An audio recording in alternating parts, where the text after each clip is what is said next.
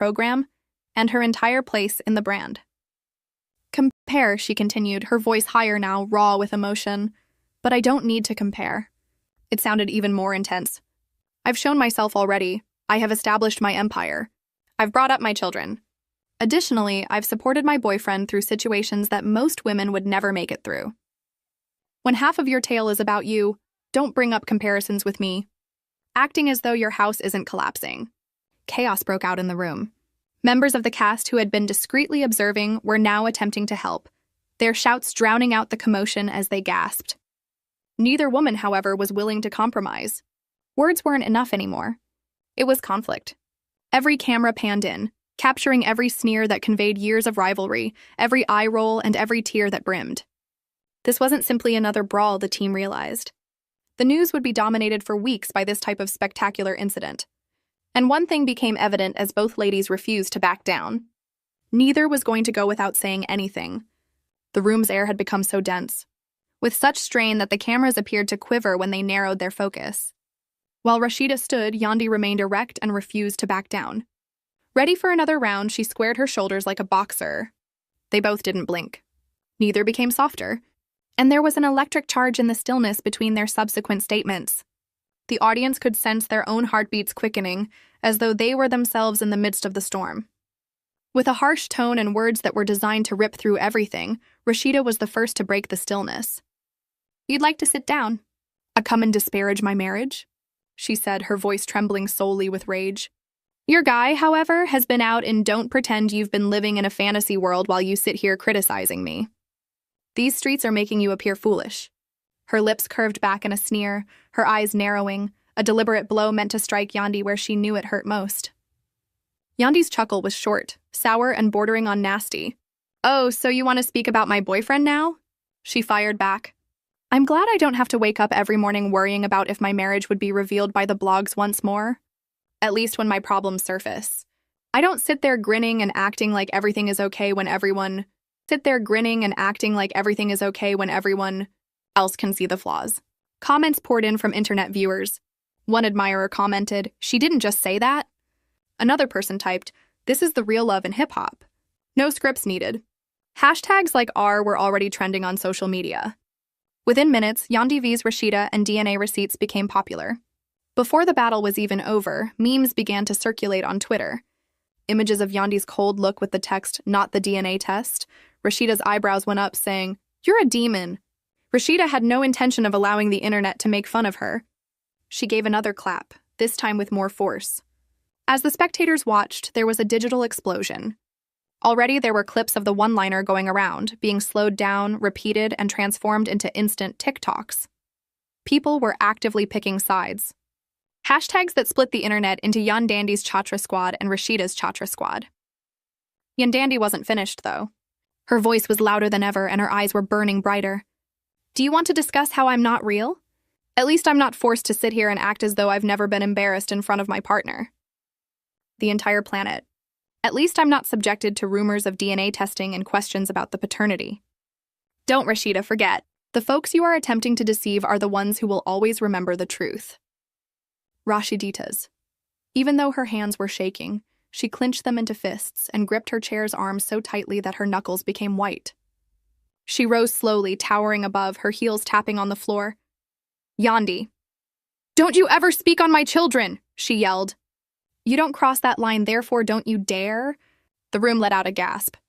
Yandandy even took a moment to realize how deep the incision had gone. She didn't give up, though. Her nose nearly touched Rasheeda's when she leaned in to speak to her. "Then cease dragging." She responded firmly, "My name through the mud. When you can't even maintain order in your own home, stop acting like the franchise's queen." The workers scurried, some attempting to intervene while others stood in disbelief. The yelling intensified. The words flew more quickly, each more scathing than the last insult. The atmosphere was nearly intolerable, like a pressure cooker on the verge of blowing up. Admirers couldn't get enough of it online. "This is iconic," one commenter cried out. One more person said, "I've never seen them go this hard." People were breaking down every phrase, gesture, and emotion in whole Twitter conversations. The conflict was no longer only about scandals or weddings at that point. It has to do with legacy. It was about who would be seen as the real hip-hop and love queen. Furthermore, neither woman was prepared to relinquish that crown. The fire and rage in their eyes were captured by the cameras as they zoomed in close. Voices, as well as the current state of complete disarray. Reality TV was no longer the only thing. It was a momentous occasion, and the spectators were aware that what they were seeing would be discussed for years to come. Voices were trembling in the room. They also realized that things were getting out of hand. Some cast members even made an effort to step in, their hands outstretched like a fight referee. However, each time someone intervened, Rasheeda or Yandy would yell more loudly, compelling the return the focus to themselves. Through the commotion came Rasheeda's voice. She said, "You're jealous, Yandy," pointing straight at her opponent. "That's what this is about. You can't stand that I'm still standing tall and that I've held it down. You grin for the cameras while you're drowning, but everyone can see that your life is collapsing." Her tone was victorious, as if she had delivered the final blow.